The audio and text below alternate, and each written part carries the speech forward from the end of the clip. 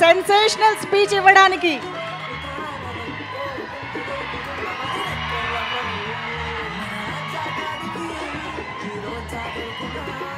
అందరికీ నమస్కారం. ఒక 7-8 సంవత్సరాల తర్వాత నాకు కిక్కినిచ్చిన సినిమా ఈ లిటిల్ హార్ట్స్. భగవంతుడు సాక్షిగా చెప్తున్నాను, లిటిల్ హార్ట్స్ సినిమా ముందు ఈ అబ్బాయి పోస్టర్ కూడా నేను ఎప్పుడు చూడలేదు. ఈ అబ్బాయి ఇట్లా యూట్యూబ్ తిప్పుతుంటే మా అమ్మ నాన్న తిరుపతి తీసుకెళ్ళాలనుకుంటే నాకు పెద్ద టూరు, అట్లాంటి ఫారెన్ తీసుకెళ్ళడం కానీ ఆగిపోయాను. ఎందుకంటే నన్ను అమ్మా నాన్న లవ్ చేసేవాడు అంటే నాకు అంత ఇష్టం, అక్కడ ఆగిపోయాను. సినిమా ఇండస్ట్రీ కష్టాలు, కన్నీళ్ళు, బాధలు అన్నీ ప్రిపేర్ అయ్యి రావాలి. ఎవరో కొన్ని 100 కోట్లకు ఒక ఆయన ఉంటాడు, ఒక స్టార్ కామెడీ కొడుకుగా పుడతాడు, ఒక మెగాస్టార్గా బామర్తిగా ఉంటాడు, ఒక ఐకాన్ స్టార్కి తండ్రిగా ఉంటాడు. అట్లా ఒక 100 కోట్ల కూడా ఉంటాడు. అందరూ అట్లా ఉండలేరు, మన అందరూ కష్టపడాల్సిందే తప్పదు. అట్లా ఎప్పుడు కాలు మీద కాలు వేసుకుంటాడు. ఆయన ఎవరికి అందుబాటులో ఉండడు, ఆయన ఎవరు అనుకుని ఆయన అందుబాటులోకి వెళ్తారు. అది జీవితం అంటే. అంత మహర్జాత్ కూడా నా జీవితంలో నేను చూడలేదు, ఇక చూడను కూడా. అంత అట్లా ఆయన జీవితాన్ని అంత అద్భుతంగా ప్లాన్ చేసుకుని అల్లు అరవింద్ గారు ఇక్కడ రావటం. విజయ్ దేవరకొండ, విజయ్ గురించి ఒక మాట చెప్పాలి. వీళ్ళ ఫాదరు నేను రూమ్మేట్స్మి. ఒక 3 రోజులు మిస్ అయ్యాడు. ఏంది గోవర్ధన్ అన్న రాలేదు అన్న, నా కొడుకు పుట్టాడు అన్నాడు. అది హీరో పుట్టాడా అన్న, మీ నాన్న అడుగు చెక్ చేసుకో అన్నాను అనలేదా? విజయ్ అన్నాడా? అది గుర్తుపెట్టు. నా జీవితంతో నేను ఏదైనా అంటే అవుద్ది, నాకు అబక్కన అట్లా వస్తుంది. నేను అంత ఎమోషనల్ పర్సన్ని. ఈ లిటిల్ హార్ట్స్ గురించి మాట్లాడతా. సరే, ఓజీ గురించి చెప్తాను ఒక నిమిషం. ఈ భారతదేశంలో ఉన్న కొంత కోట్ల మంది అభిమానులు, నేను ఒక అభిమాని. తిరుపతి దేవుడికి రోజుకు 1,00,000 మంది భక్తులు వచ్చి వెళ్తూ ఉంటారు. ఆ 1,00,000 మంది భక్తుల్లో కూడా నేను ఒకడిని. నేను ఒక్కడనే భక్తుడిని కాదు, నాలాంటి కోట్ల మంది భక్తులు నేను ఒకడిని. మీలాగా నేను పూజిస్తాను, మీలాగా నేను ప్రేమిస్తాను. నేను మీలో ఒకడిని, మీకంటే నాకు ఏ ఎక్కువ క్వాలిఫికేషన్ లేదు. ఓజీ బ్లాక్ బస్టర్ అవ్వాలని మీతో పాటు నేను కోరుకుంటున్నాను. అది తప్పకుండా బ్లాక్ బస్టర్ అవుద్ది, అంతే. Thank you. ఈ సినిమా గురించి మాట్లాడతాను. చిన్న సినిమా చచ్చిపోయింది, మా ప్రస్థానంలో అంత్యక్రియలు చేద్దాం అనుకుంటున్న తెలుగు ఇండస్ట్రీలో కథతో తీస్తే సినిమా హిట్ అవుద్ది, బడ్జెట్తో కాదు నిరూపించింది లిటిల్ హార్ట్స్. 2.5 కోట్లతో సినిమా తీశారంటారు. ఇప్పుడే నితిన్ మన సాయిని అడిగాను, ఎంత బడ్జెట్ ఎల్గాట్ చేశారని. 2.5 కోట్లు అన్నారు. ఒక పెద్ద సినిమా షెడ్యూల్ వేసుకొని 3 రోజులు షూటింగ్ క్యాన్సిల్ అయితే 2.5 కోట్లు అవుతున్నాయి. ఈ రోజుల్లో 2.5 కోట్లతో 50 కోట్లు కలెక్ట్ చేసే సినిమా తీశారంటే hats off to Little Hearts team. మిమ్మల్ని చూసుకొని పెద్ద పెద్ద దర్శకులు, నిర్మాతలు ఇంగ్లీష్ ఆటాడు సిగ్గుతో తలంచుకోవాల్సిన రోజు తీసుకొచ్చారు మీరు ఇండస్ట్రీకి. నిజంగా ఇక సినిమా చూడండి, చిన్న సినిమా చూడండి, పెద్ద హీరో 500 కోట్ల బడ్జెట్ ఉంటుంది తీస్తారన్న రోజుల్లో 2.5 కోట్లతో యావత్ తెలుగు ఇండస్ట్రీ, తెలుగు సినిమా, తెలుగు ప్రజలందరినీ థియేటర్కి పరిగెత్తించారు. నేను సినిమా థియేటర్కి వెళ్ళి దాదాపు 5-6 సంవత్సరాల నుంచి నేను ఒక థియేటర్ ఎగ్జిబిటర్గా, నా థియేటర్ కూడా నేను సినిమాకి వెళ్ళలేదు. ఈ మధ్య నాకు ఫస్ట్ డే సినిమా చూడాలనిపించింది, మిరాయి సినిమా. ఆ రోజు వెళ్ళాను. ఈ సినిమాను లవ్ చేశాను. ఇవాళే ఈ సినిమాకి ఫంక్షన్ రావాలని ఫిక్స్ అయ్యి వంశీని అడిగాను, వంశీ కొద్దిగా టికెట్ చెప్పా సినిమాకి వెళ్తానని. మా థియేటర్లో ఆడుతుంది, నాకు కుదరలేదమ్మా, క్షమించు. సినిమా చూస్తే దీని అమ్మ ఇది కదా సినిమా అంటే, ఇట్లా ఉండాలి కదా సినిమా అంటే. ఇది వాస్తవం, సినిమా కాదు. మా నాన్నకి నాకు జరిగిన స్టోరీ ఇదంతా. మా నాన్నకి ఇటు చెప్పిన కంటే ఎక్కువ అబద్ధాలు చెప్పేవాడిని, నేను అన్ని అబద్ధాలు చెప్పేవాడిని. షాద్ నగర్లో ట్రైన్ ఎక్కి, కాచిగూడలో ట్రైన్ దిగి, దీపక్ థియేటర్లో సినిమా చూసి, మళ్ళీ ట్రైన్ ఎక్కి షాద్ నగర్ పోయి స్కూల్కి వెళ్ళి వచ్చాను అబద్ధం చెప్పేవాడిని. అక్కడి నుంచి స్టార్ట్ అయిన మా జీవితం వాస్తవానికి దగ్గరగా, ప్రతి తండ్రి కొడుకున్న కెమిస్ట్రీ అద్భుతంగా తెరకెక్కించిన ఈ సినిమాని. ఇట్లాంటి సినిమాలు సంవత్సరానికి 12 సినిమాలు వస్తే ఇండస్ట్రీ 100 ఏళ్ళు చల్లగా ఉంటుందండి.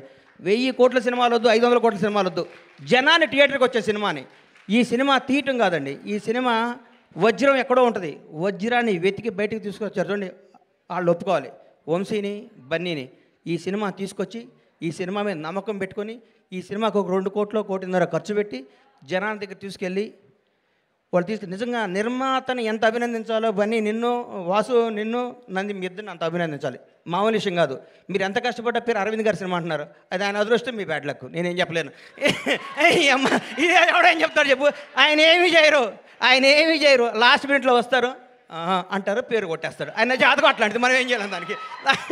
అది ఇట్లాంటి సినిమాని ఇట్లాంటి సినిమాని ఈటీవీ విన్ మహానుభావుడు గౌరవనీయులు రామోజీరావు గారు ఏ బ్రహ్మముహూర్తాన ఈటీవీ సంస్థని, ఈనాడు స్టూడియోని, రామోజీ ఉషాకిరణ్ మూవీస్ని స్థాపించారు. కానీ ఎంతమంది గొప్ప నటుల్ని మౌన పోరాటం దగ్గర నుంచి, మయూరి సినిమా దగ్గర నుంచి, ప్రతికంఠ సినిమా దగ్గర నుంచి, ఒక 25 ఏళ్ల ముందు నువ్వే కావాలి సినిమా దగ్గర నుంచి కొత్త టాలెంట్లని, కొత్త భక్తుల్ని పరిచయం చేస్తూ ముందుకు తీసుకెళ్తూ ఎంతోమందికి జీవనోపాధి కల్పించిన రామోజీరావు గారికి హృదయపూర్వకంగా దివిలో ఉన్న రామోజీరావు గారికి మనస్ఫూర్తిగా శిరస్సు వంచి నమస్కారం చేస్తున్నాను. ఈటీవీ సంస్థకి అలాగే చేస్తున్నాను. కొత్త కాళ్ళని ఎంకరేజ్ చేస్తూ కొత్త క్రీమ్ని బయటికి లాగి అందరు టీం అంతా చేసినాక లాస్ట్ మినిట్లో వచ్చి నవ్వుతూ అని అరవింద్ గారు కూడా ఈ సందర్భంగా కృతజ్ఞత తెలియజేస్తున్నాను. నవ్వకండి సార్, వాస్తవం సార్. మీ షర్టు నలగదు, మీ మనసు నలగదు, మీ హెయిర్ స్టైల్ మాలదు, మీరు మాత్రం డబ్బు సంపాదిస్తుంటారు. అది మీ అదృష్టం, దానికి ఎవడం చేయలేడు. ఇలాంటి సినిమాలు తీసిన మౌళి నీకు మాట చెప్తున్నానమ్మా, ఈ 20 రోజులు జరిగిందంతా అబద్ధం, ఒక కల్పన, ఒక 3D అనుకో. కళ్ళజోడిది ఈ సినిమా రిలీజ్ ముందు రోజు నువ్వు ఉన్న స్టేటస్ మీదే ఉండు. నేను అలాంటి దగ్గరికి వస్తారు, మౌళి గారు మీరు 6 అడుగులు హైట్ ఉన్నారండి, మీ ముందు విజయ్ దేవరకొండ, మహేష్ బాబు ఏం పనికి వస్తారని అంటారు. అవన్నీ నమ్మకోకు. నువ్వు ఒక చంద్రమోహన్ లాగా ఇండస్ట్రీని వేలాలని కోరుకుంటున్నా. గ్రేట్ లెజెండరీ యాక్టర్ చంద్రమోహన్ గారు ఏమి సినిమాలు తీశారు, చచ్చిపోయేదాకా యాక్ట్ చేశాడు.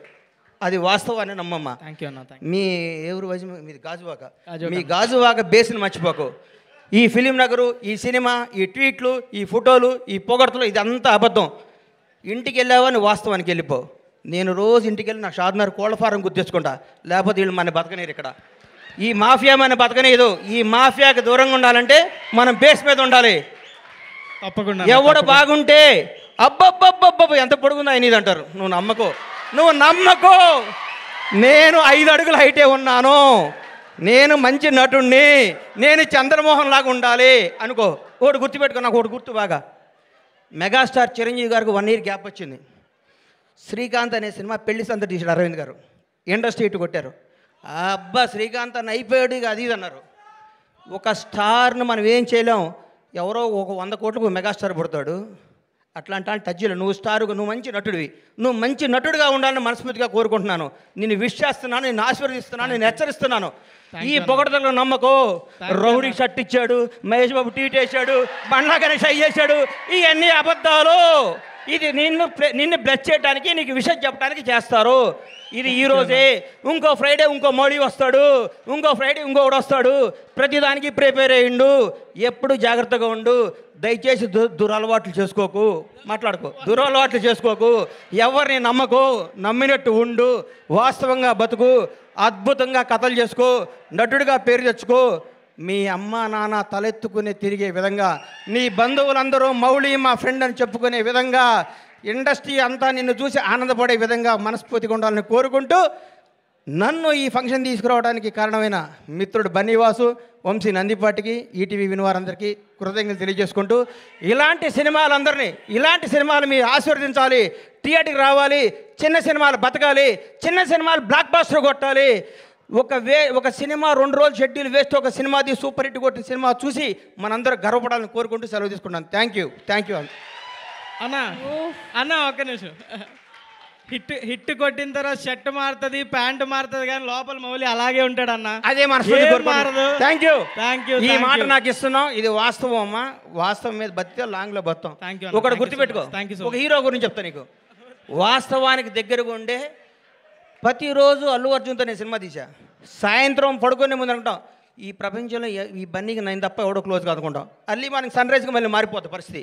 ఆ రోజు ఫ్రెష్గా చూస్తాడు. అల్లు అర్జున్లా బతుకు, టాలెంట్నే నమ్ము, టాలెంట్నే ఎంకరేజ్ చేయి. ఇక్కడ ఎవడో రిలేషన్ కాదు, నీ టాలెంటే నీ బంధువు, నీ